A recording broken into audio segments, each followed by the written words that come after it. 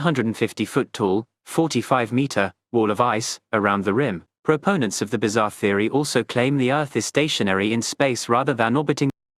Notice how he includes space. So this is actually straight out of the Flat Earth Society's playbook. If he peddles it in this manner, they're the ones who propose a flat Earth disk with an edge in space. Space?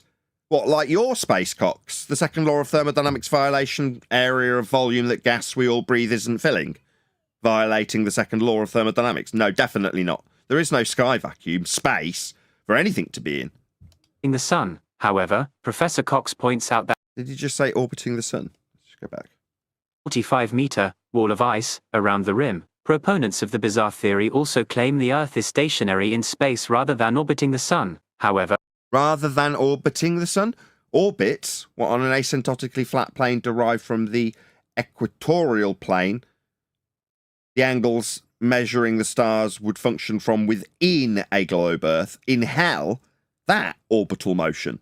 Oh no, you'll need a flat plane for that. It's derived from flat plane measurements of stars, extrapolated out into the equatorial plane, with the celestial sphere wrapped around it.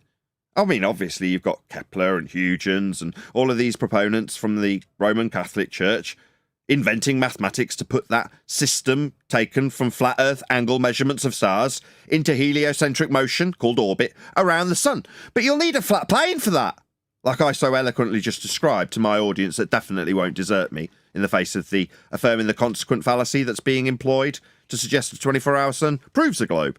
It definitely doesn't. Welcome to Flat Earth Debate if you're new here. Earth is measured flat.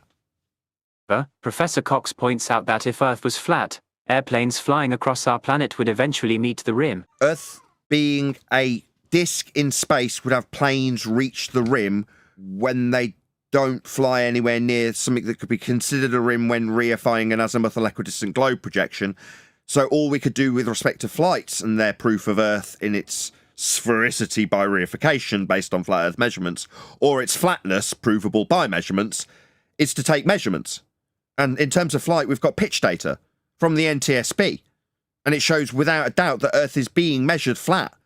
So I'm going to lean on the measurements that come from flights, not an idea that the pilots would take them off to some edge of a reified disk in space that Cox has taken straight off the Flat Earth Society's website. Definitely not.